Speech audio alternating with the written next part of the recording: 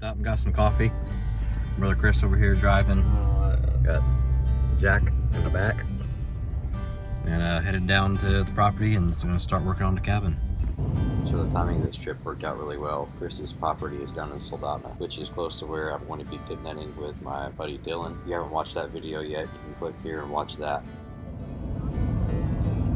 Well, we stopped to get out and stretch the legs a little bit. And real pretty view out here. Apparently there was a wildfire here several years ago, about 6 or 7 years ago, what Chris was telling me. And so it's really barren looking, but really neat though. You can see all the topography on these hills and stuff, and then just the amazing bird and small game habitat I'm sure it created. But yeah, so here's our load of material we're taking down. We're gonna unload this, then go over to the Spinar Builder Supply. I put in an order there, and they're gonna have it ready for us and broken up into 2 loads because it's pretty heavy. But yeah, we're gonna get that material brought over and start working on the cabin.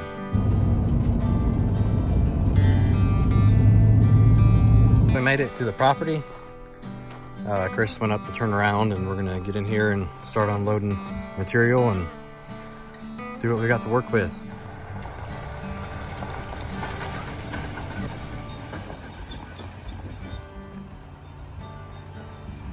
Well, we picked up our lumber and the blocks to get the skids up off the ground, and we're just eating a little lunch, and I'm gonna run a compactor on the gravel over here and get everything packed down, and then we can start unloading everything and getting it going.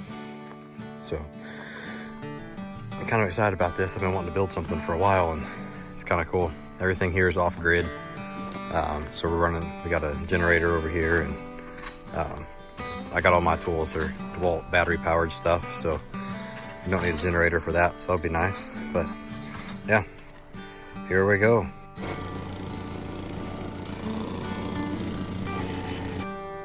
After getting the 3 beams put down, I went ahead and laid them out so we could put the floor joist down.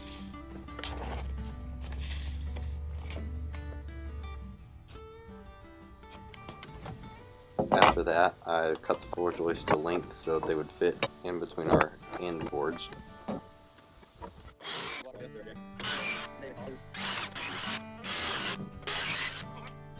Who knew I was so fast with a skill saw? Seriously though, I'll leave an Amazon affiliates link down below that you can check these out. I really like these tools and highly recommend them. Before we put the floor joists in, we went ahead and squared everything up while it was still somewhat easy to do without everything being nailed down. So here we are getting the floor framed up.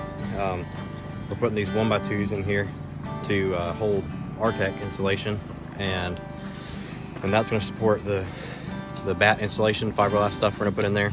And then once we get all that insulated, we're going to start putting down OSB.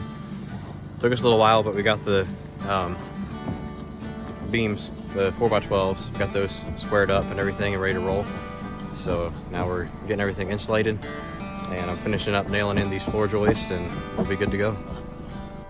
So in order to seal up everything, we went around the edges of the Artec with the great stuff, and where there wasn't room to get into it very well, we used caulk and got it all sealed off.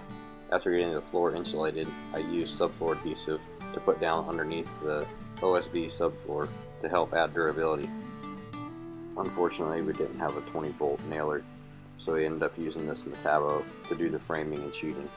It performed really well, and honestly, if you're using pneumatic tools, this would be a good option. Where I started using battery-powered Dewalt tools years ago, it's super nice to not have to tote a generator and air compressor around and worry about getting hoses and cords tangled up on things. So eventually I'm going to get a Dewalt framing nailer to add to the collection. Chris brought his drone, so he used that to take some footage, so that was pretty handy. Seriously though, it is nice having another perspective. Due to some logistical issues, we didn't actually get started working until about 2:30, and about 10 o'clock that night, we got the first wall stood. I think we're going to do a little bit of sheeting and button it up for the night.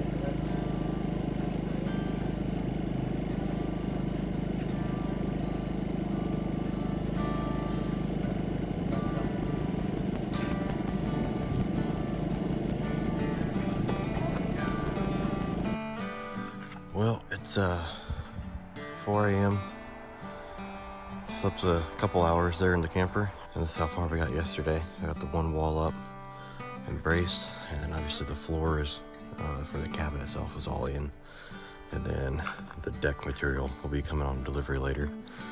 But yeah, Chris is going to do some more work here today, get a little more done, and then get everything tidied up. We had somewhat of a messy job site yesterday, but we got that picked up mostly, and Dylan came down last night. He got to end up getting down way later than we were expecting, so he's exhausted, but we're gonna get rolling and see what we can get into. Hopefully the fish are running good. They've been running good the last few days. Had 120,000 fish go through the counter yesterday, so it's looking good. So we're gonna get our stuff loaded up and get on the water. If you didn't get to see the video of us dip netting, check it out here. We really did get into the fish.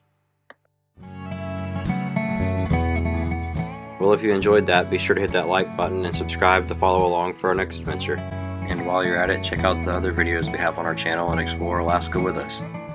Thanks for watching, and we hope you have a blessed day.